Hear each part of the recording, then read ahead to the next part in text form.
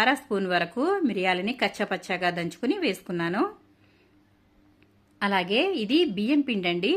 బియ్యం పిండి కూడా ఒక 2 స్పూన్ల వరకు వేసుకోవాలి. దీని టేస్ట్ అంతా కూడా ఇందులోనే ఉంటుందండి మనకి.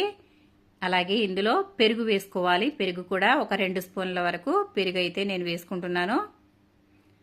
చూసారు కదా, ఇందులో ఉన్న సీక్రెట్ ఇంగ్రీడియంట్స్ ఇవేనండి. ఇప్పుడు ఇదంతా కూడా చక్కగా కలుపుకోవాలి. మసాలా అంతా కూడా ముక్కలకి బాగా కలిసేలాగా కలుపుకోవాలి. చూడండి, ఇదంతా కూడా ఈ విధంగా ముక్కలకి బాగా పట్టేలాగా కలుపుకోవాలి. ఇదంతా కూడా చక్కగా పర్ఫెక్ట్గా కలిసిపోవాలి.